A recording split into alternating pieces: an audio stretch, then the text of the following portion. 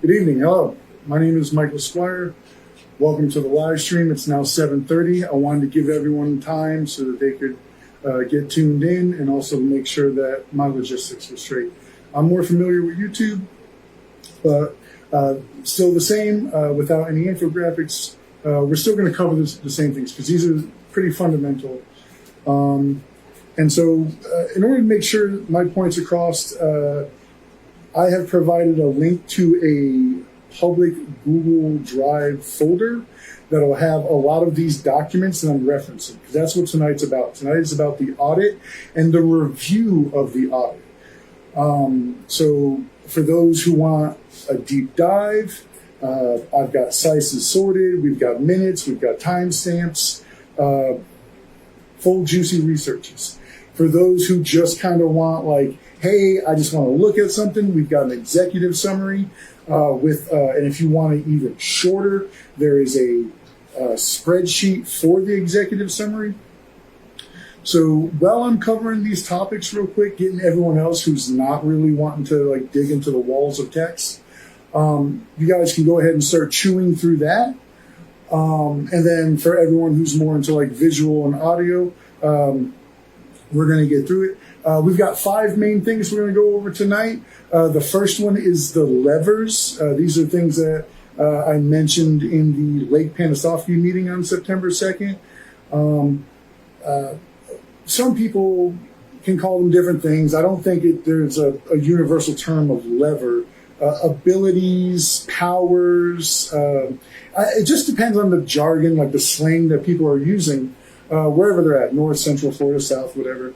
But I started calling them levers. You can call them whatever you want, buttons. Now, some of them are backed by actual legal state statute, like laws. And some of them are more like best practices, common practices. This is just like how everyone uses it. So I'm going to get through them real quick. These are not in any kind of official order. These are just kind of like the order that I put them in as I was doing my research into this. The first one, lever 1, is directives. This is where you can put dates on things. And primarily, this is known as like the workshop lever. This is where the board can provoke or instruct the county administrator to set up workshops. And this is more for like exploratory stuff when you're trying to get the facts on things, when you're wanting to put people in a room together. This one is backed by chapter 125.01 under broad powers. Let's see, and it works through the county administrator, which is duties in chapter 125.75. Now, again, if you're wanting the actual chapter notes, I'm going to try to read them off for the people who aren't going into the wall of text. But I do want to point out which ones are actually backed and are scaffolded into actual Florida law, and rather which ones are just best practices. Okay. Now that one again, this is workshops. This is where the county administrator can like basically tell you like these are your options. These are menus once we have all this stuff. In the link I provided, again, if you want just the 7 levers, if you want to deep dive into the 7 levers and you don't want all the other stuff, we even have something that's just the 7 levers. So you can get in there and read like, what is this? When do you use it? How do you use it? Give me an example. So again, if you just want to read along for just the 7 levers, we do have that too. Where were we on lever 1? Yes, chapter 125. You're going to see that one come up a lot. Moving on to lever 2, that's the corridor lever that I referenced.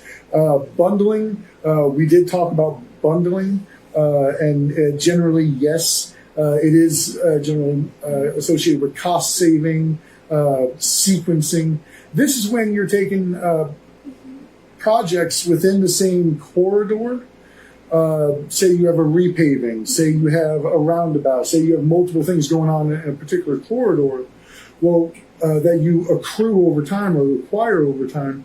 You can bundle them together to save, like, if we do them at one time, we can save on, like, startup costs.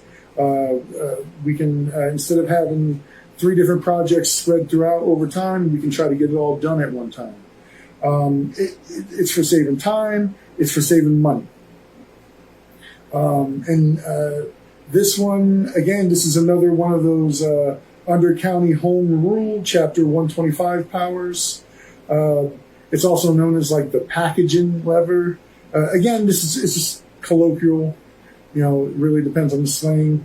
Moving on to 3. Now, 3 is not one of the ones that is listed like in chapter 125. This is more of common practices, best practices. And this is the transparency dashboard lever. And this is more, this is the spine of this one is the Sunshine Law, which is again, the Sunshine Law is built for transparency. And dashboards are just like, let me give you an example. This is really easy. People are really curious about something.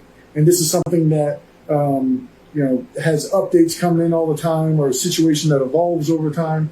This is a really good way, like, okay, well, let's put a dashboard up here so people can keep track of things. There were, like, when it comes to hurricane outages, when it comes to road progress, when it comes to broadband release. And so this is something that a lot of counties have adopted as best practice. And if you go to their websites, you can look at the different kinds of dashboards they have and how they go about putting them together. Yes, some of them are kind of like, okay, here's just a bunch of words, blah, blah, blah, blah, blah. Fine. But then others actually do go with like an actual like dashboard, like an infographic with progress bars. It gets done up really nice. I have a lot of faith because I've been going to the meetings and I've seen what Bradley Arnold and the rest of the staff, when they can put, as far as infographics go, like the little, like the pie charts and the bar charts and all that stuff, explaining all those things. Like they're really good at it. Like they're good. I feel like this is just something that is a really, really powerful tool that is used really often, that other people are really good at, and we're good at it too. We'll get to that. Okay. But that's lever 3 it's a proactive use of the Sunshine Law. If we had to put some numbers on it, chapter 286 and chapter 119, if you're looking for specifics. But again, we already have some dashboards on our own website here at Sumter County. So this isn't new. It's just, again, being more proactive rather than reactive. Moving on to number 4, let's see, grants, LMS, push funded. This is, when I've been explaining this, I've always put it like this. This is where you can have, the board can have the county administrators go looking for money. It's a really simple way to put it. But they keep track of different kinds of funds for revenue, income, and steady supply of income and money, one-time grants. So when we have projects, one of the levers you can pull is, hey, like, find me some money for this one-time grants. That's bang. What about revenue, right? Something like that. It's a trickle over time. Is there somehow we can qualify for something? And so this kind of money shopping, I'm not sure if that's a really good way to put it, but that's one of the things that the board can push for the county administrator to do. Let's see, now, again, to provide some numbers, let's see, I believe they already keep a small menu. I don't know if it's a comprehensive menu, meaning everything, but I do believe they have a small FEMA-approved local mitigation strategy, which has a list of things. Again, if I'm wrong, please correct me, okay? But I think that's state statute 201.6, right?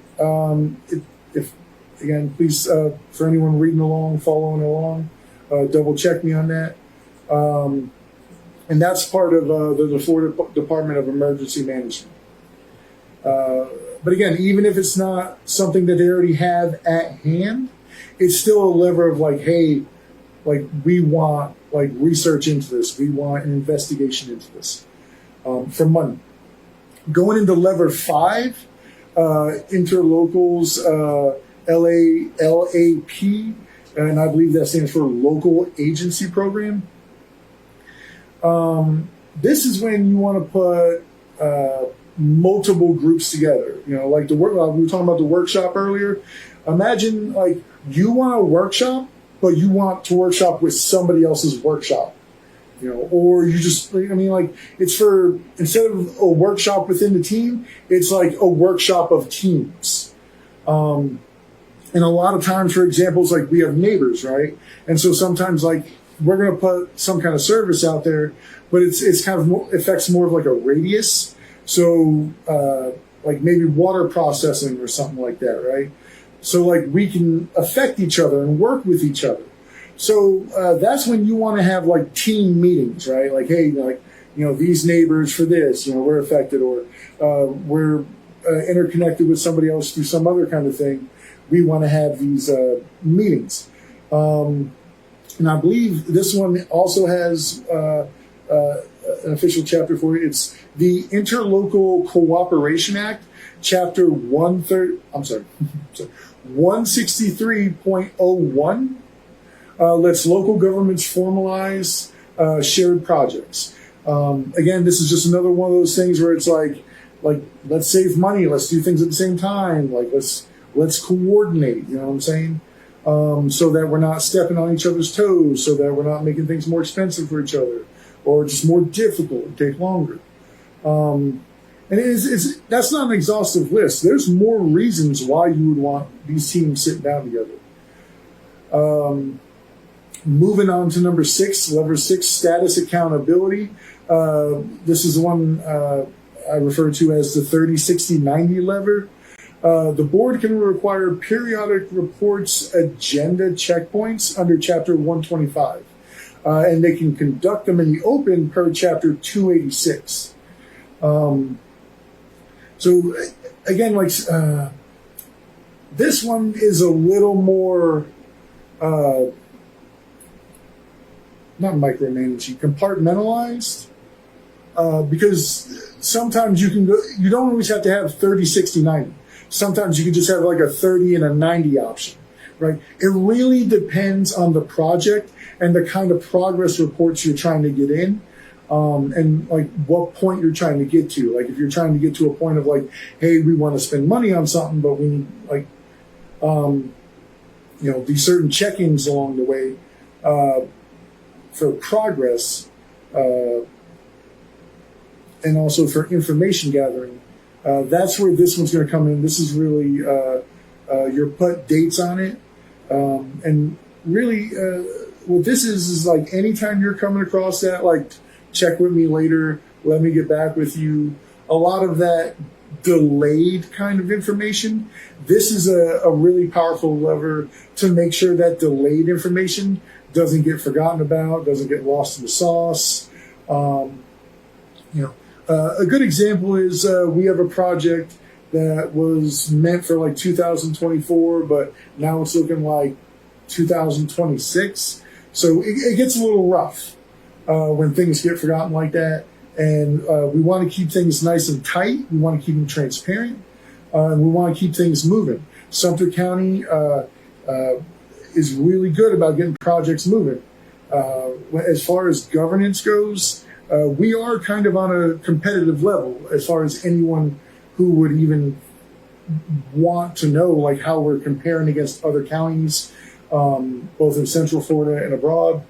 But we're pretty competitive, so by these levers not being pulled, we're stuck into like a reactive state.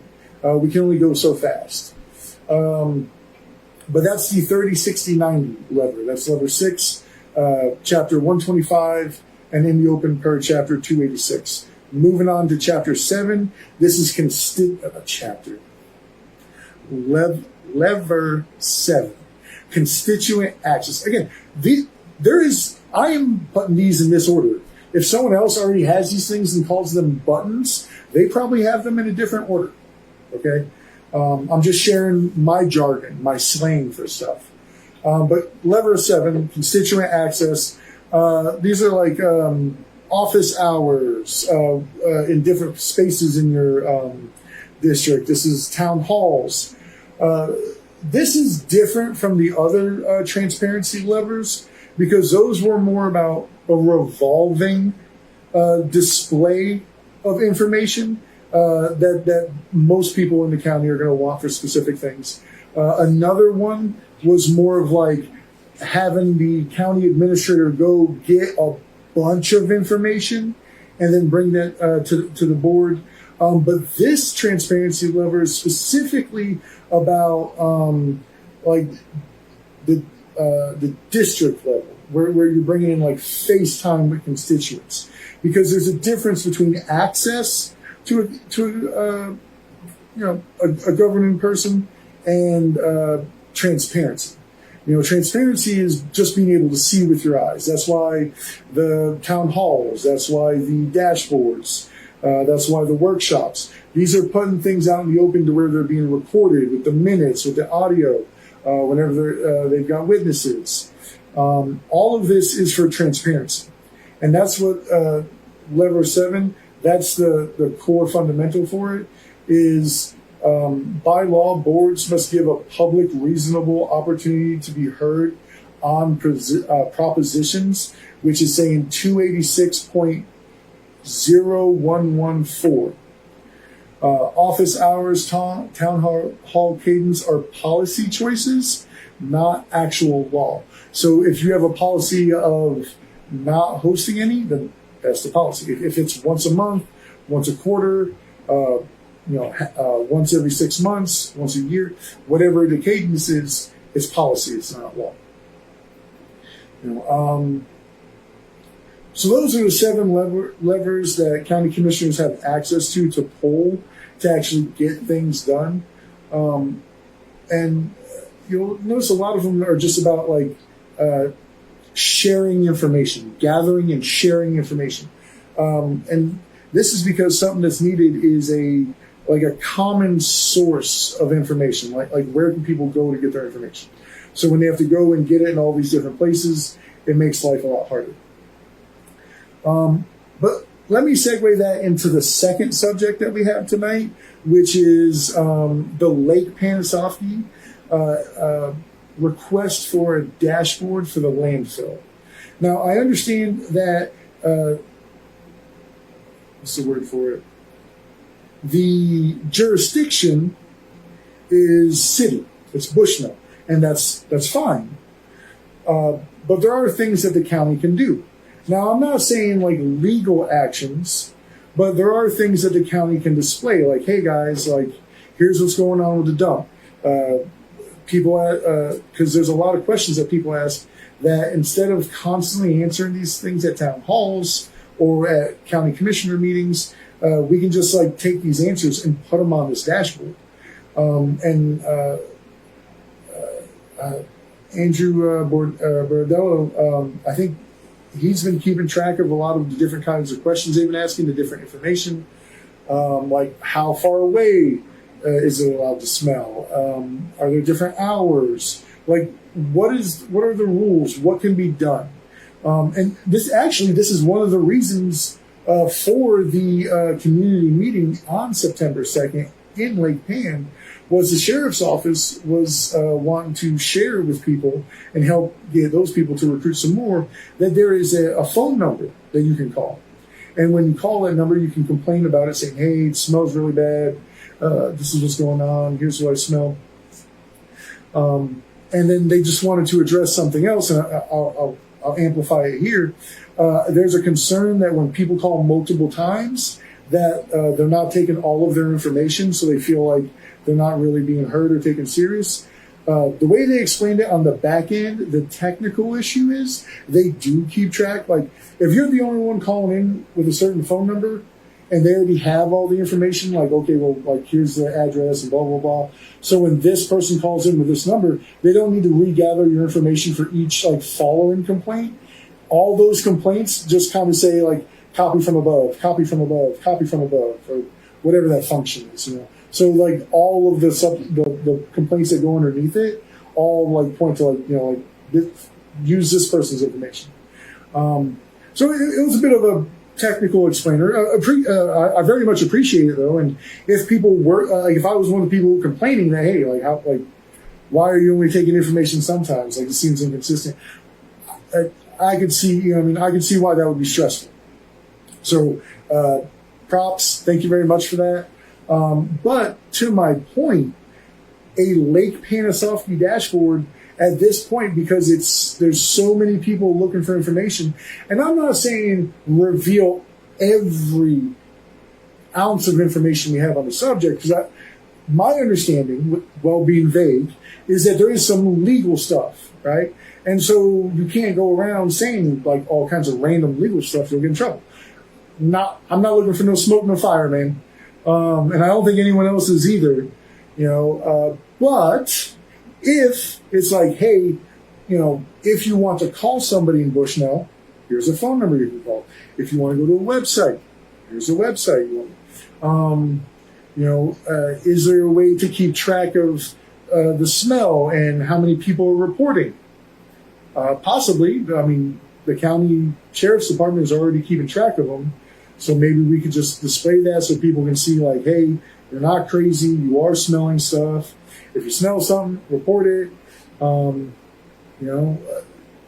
of like I don't want to say weather channel for landfill stink, but when you have people coming up there all the time and there's so many repetitive questions, that's a really good example. Is every time you have to sit there during every meeting, like, okay, well, here's this and here's, instead of repeating every time, put that information on the dashboard, on the county website. That's what it's for, and so this coming Tuesday, that's of the 3 requests I plan to put in. If anyone's listening or ahead of time, like maybe go ahead and put it on the agenda. Just ask Bradley Arnold what kind of dashboards are available for this. What kind of information is available to go on it? Can he get back to us in a certain amount of time? Because from what I've seen, when it comes to creating infographics on statistics and analytics, they're really good at it.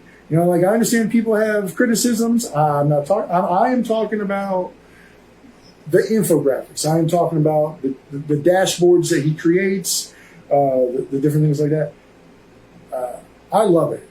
I've got to sit through a bunch of the meetings. I've got to see a bunch of the work. I don't know if he's personally creating them or which employees are doing it, but I'm always really happy about it. And I'm a big charts kind of guy, so it's just I got a real appreciation for it.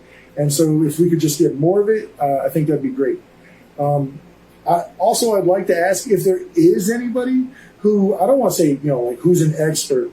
But if there's, I know there's people who have been in on this for a lot longer than I have, and instead of saying vague requests like what I'm going to have, if they wouldn't mind maybe typing up specific information that should go in the dashboard, and then if you want to send it to me, that's fine. This way I have specific information, or come on up there Tuesday, September 9th, 6 p.m. Everglades Rec Center. Come up there and I don't need to be the person asking all the questions. If someone else is going to be way more professional sounding and way more informed, that'd be great. Because I know they're going to ask, what do you want on the dashboard? My response is going to be whatever they've been asking. If we have to go through all the minutes and pull all the minutes, that's fine. We'll eventually get to that. But if someone's already got all that information gathered, it'd be really helpful. And it's not in place of me. If it's 2 of us going up there, 3 of us going up there, it helps. Because again, I'm more I'm trying to champion the dashboard and the lack thereof. But the actual specifics, I'm more than open to cooperation on that. This actually goes into the second thing. Because at Lake Pan, they talked a lot about the landfill, and then the other subject that was brought up was right of way, and that it was implied that there is some kind of 12-foot rule, or maybe it's 10.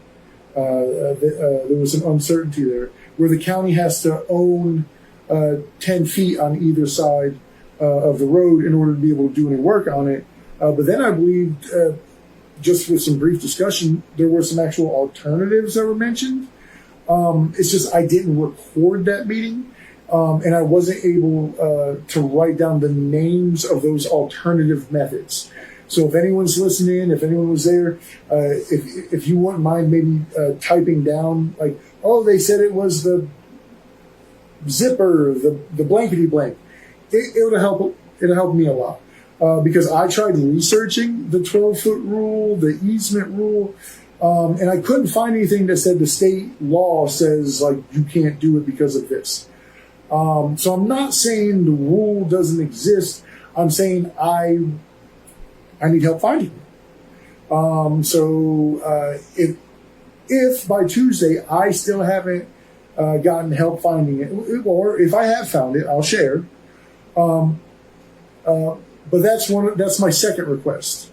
And again, if anyone else is more informed on this, please feel invited to participate, because I need more people participating in this who have been in on it a lot longer, and who are much more familiar. Because if anything, it'll help me. It'll direct me to where I can actually find the law and then read it, comprehend it, and try to work with it. If we can't, then the intention is come Tuesday to ask the Board of County Commissioners, please ask Bradley Arnold to do that research for me. Because, again,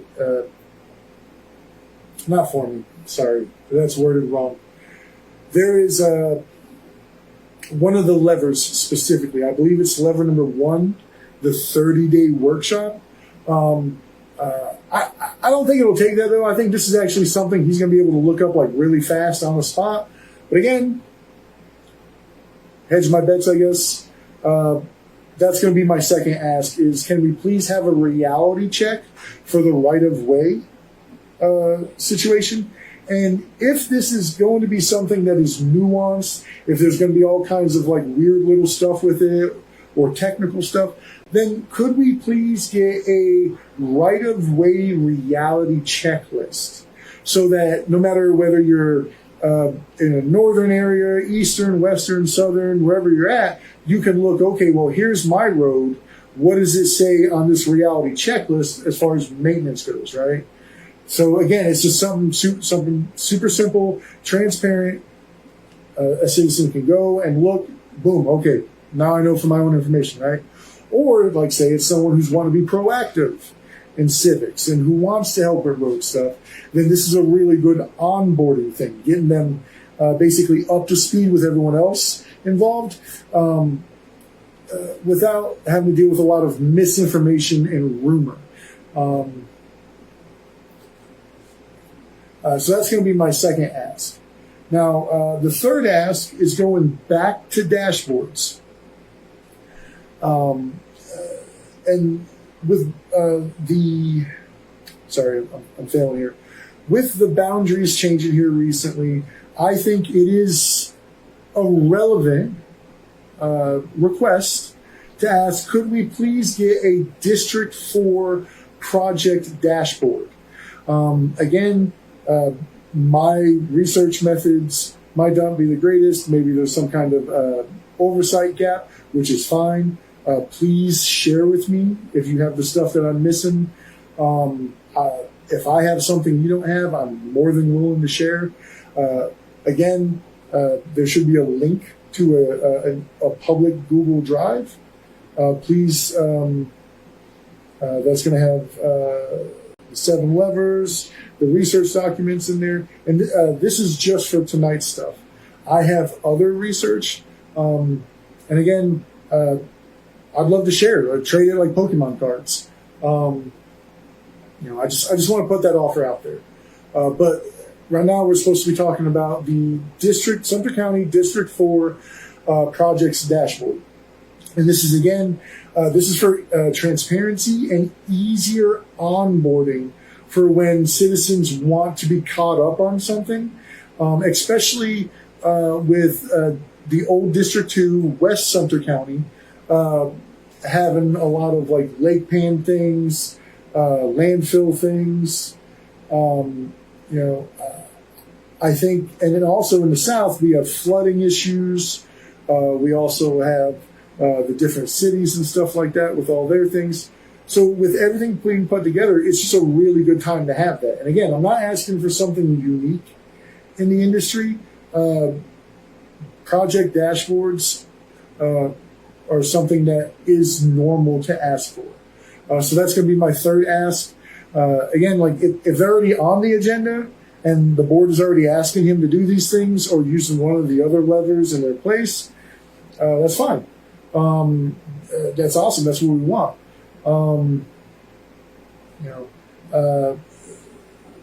Because that's what ultimately is leading into the audit for tonight, where we look at the different levers and how they've been pulled for District 4. Now, this audit only goes back to 2022. And so you're going to see some, and because the seats are staggered, you're going to see some things that affect county commissioners who are only there for a short while and people who only just recently came in. Okay? But the point is to show, we're not here to attack people. We want to criticize the process or the strategy or the tactics. And so right now, the strategy or the process of not using these levers, I think, is a weak spot, and it's actually really easy to address. And these are things that can be picked up by anybody. Again, these are not super secret things. These are basically considered like best practices.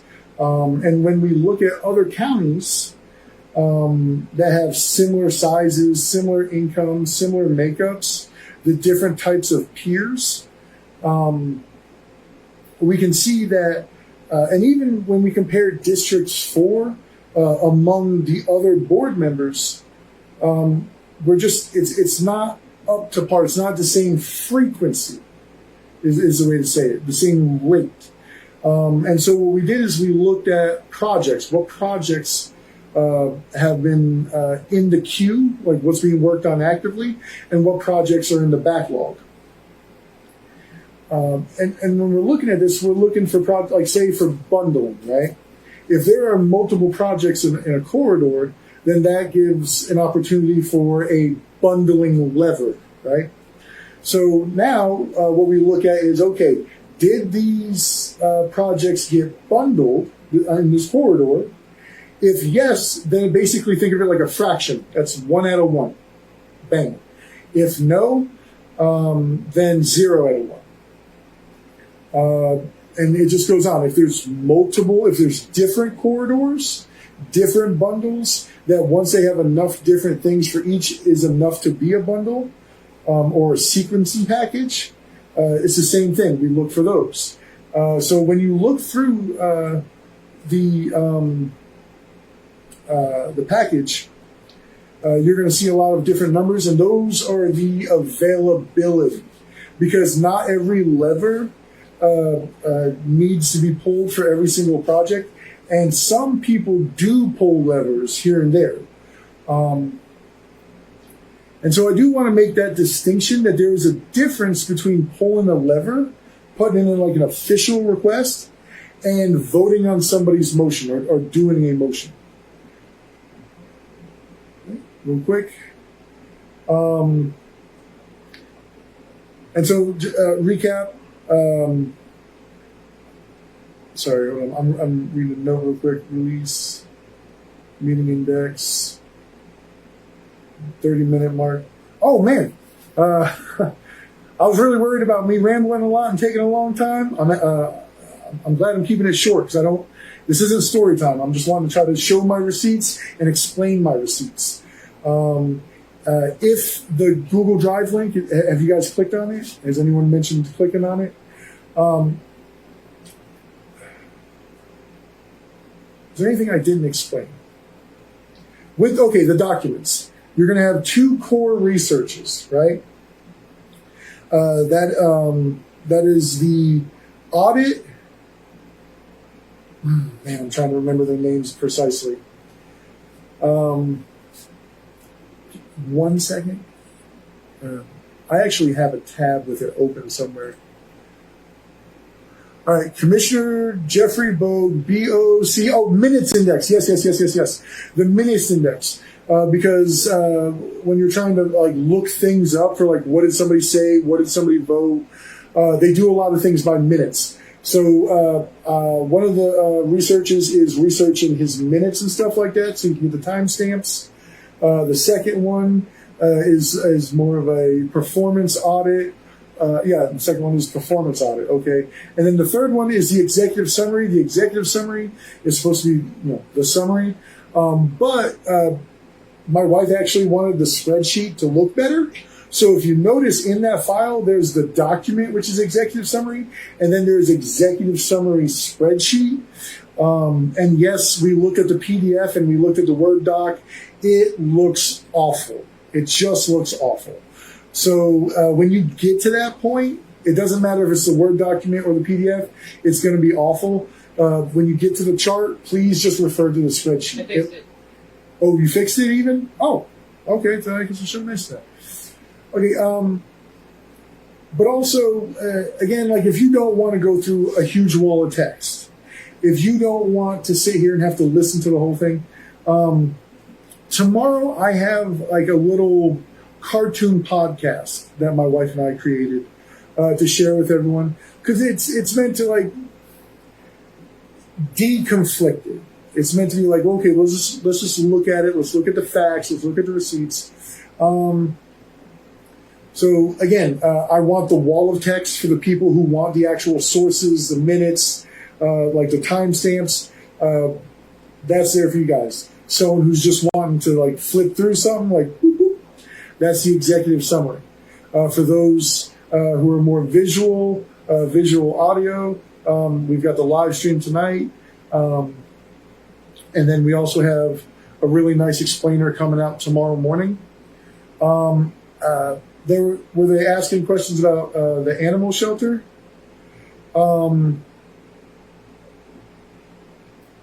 It popped up on the notes, so I didn't know.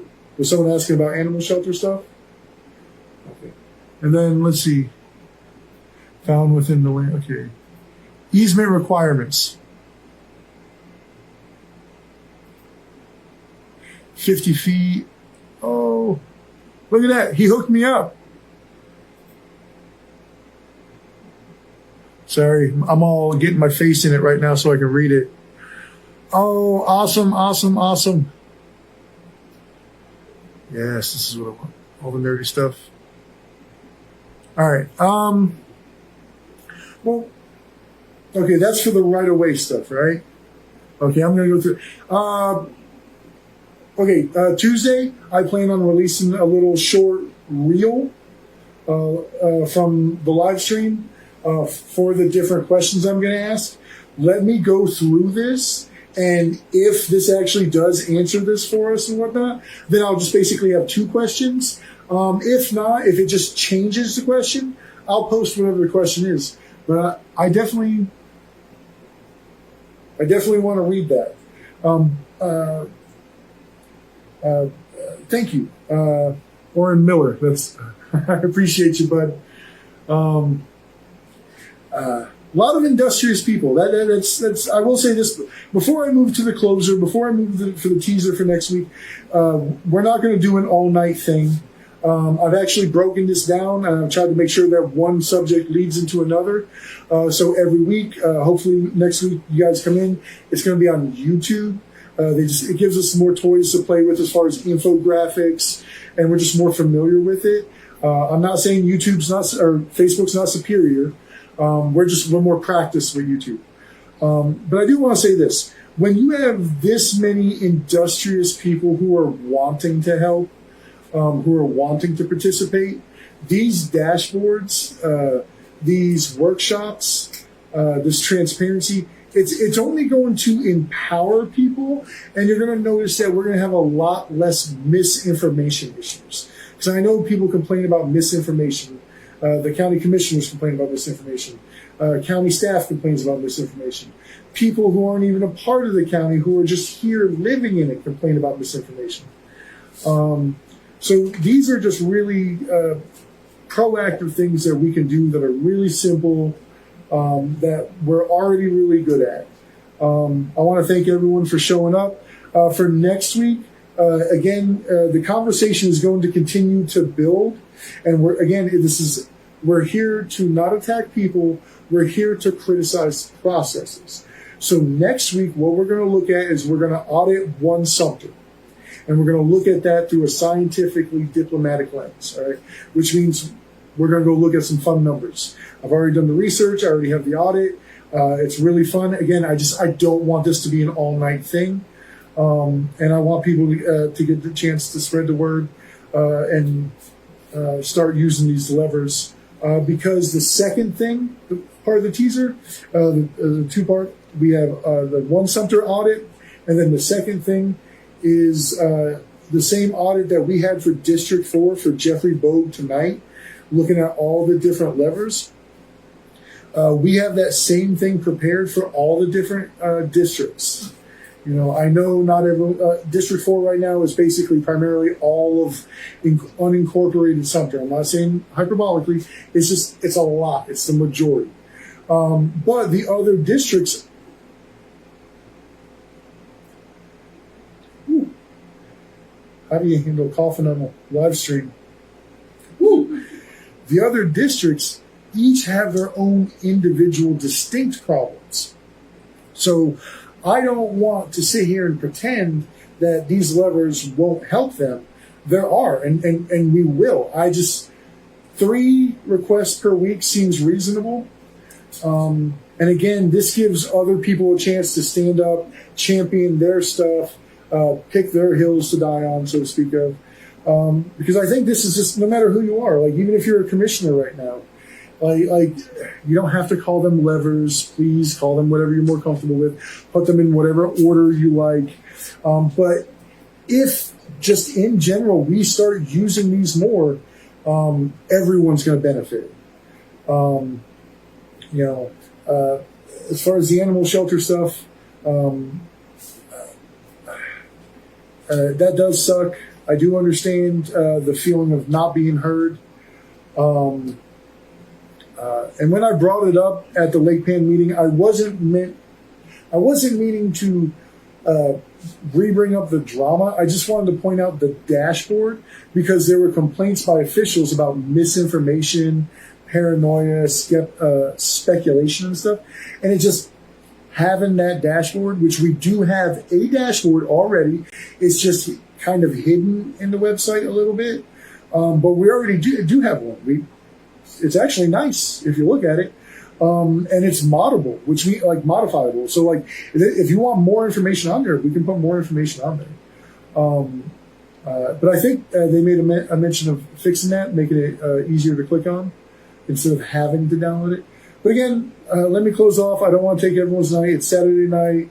I've got that explainer coming out 7:30 in the morning for everyone to listen to, have a little giggle. Again, it's meant to be fun. For next week, please bring people in because I know this is a subject people want to talk about for both sides of it. One, Sumter, and now that we've kind of had, and the other one is the countywide audit for the districts, their commissioners, and their projects. Thank you very much. I appreciate everyone for tuning in. Oren, thank you for helping me. I can't wait to get into that and read that. Thank you very much, guys. I'll see you next week. Or the meetings. Yeah? Okay. He's my roll bear. He's my road dog. All right. All right, y'all be good. It's Saturday night. Don't stay up late. Please be safe on the road.